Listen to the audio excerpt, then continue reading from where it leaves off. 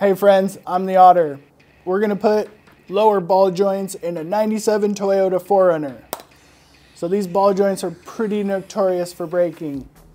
They're in old Tundras, old Tacomas, old 4Runners.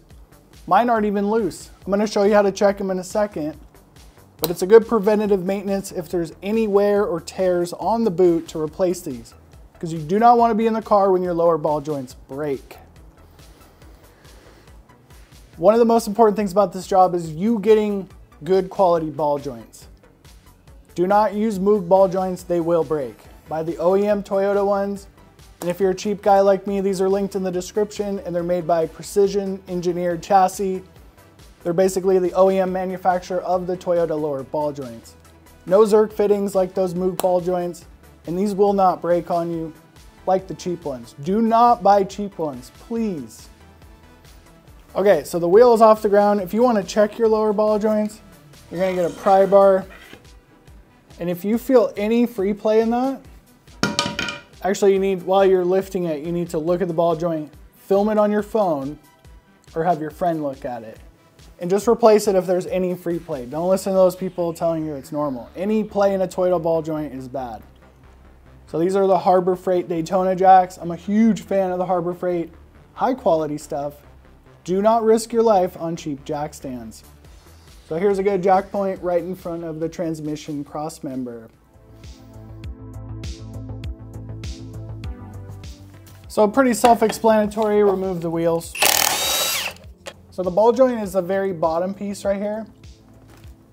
And we gotta take all these cotter pins out. And I've done these before, but it's been so long, it feels like the first time I've ever done one.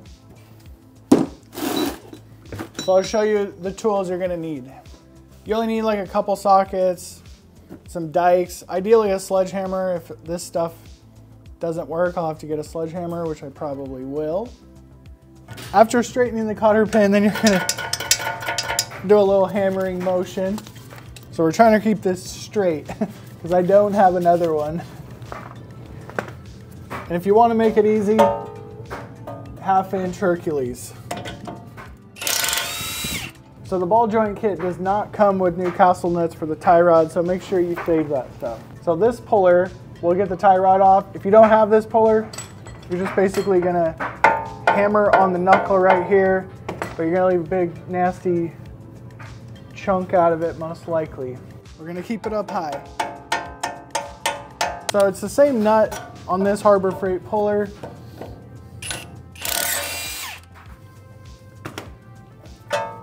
Okay, so same thing on the lower ball joint. We are going to straighten this out.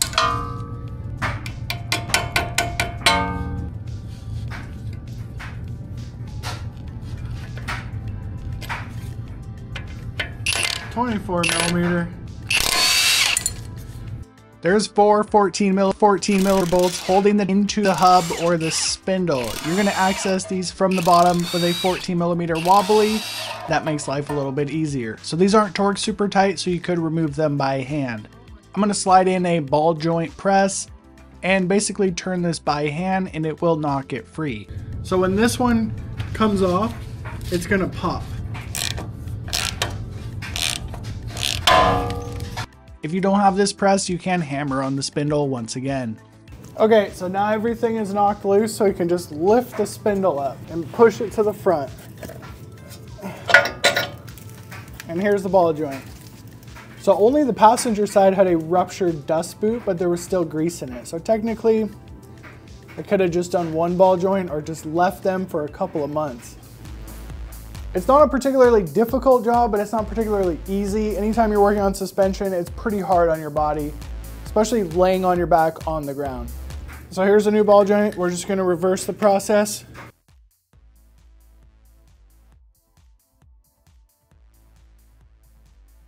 Anytime I do suspension parts that do not have a cotter pin, even sometimes with a cotter pin, I will put orange Loctite on it because orange Loctite is incredible. It doesn't leave a nasty residue in case it needs to come off later, and it does give you an extra layer of security. The problem with orange Loctite,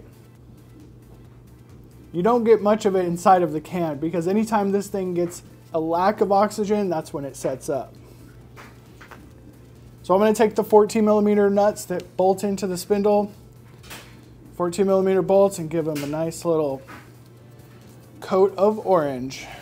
You need to pull the spindle down and hand thread those 14mm bolts into the spindle before using any power tools or a ratchet to fully tighten those down.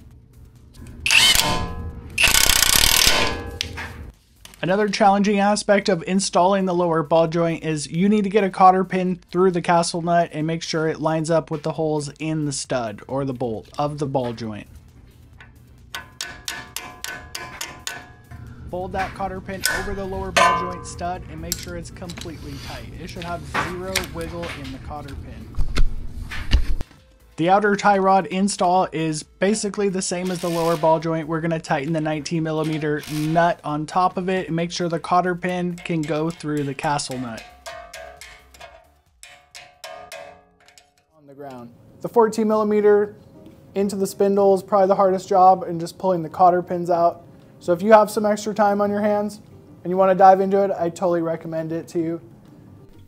This is a long series of videos restoring this classic 1997 third generation 4Runner. So if you want to see the entire build, click this playlist on your screen.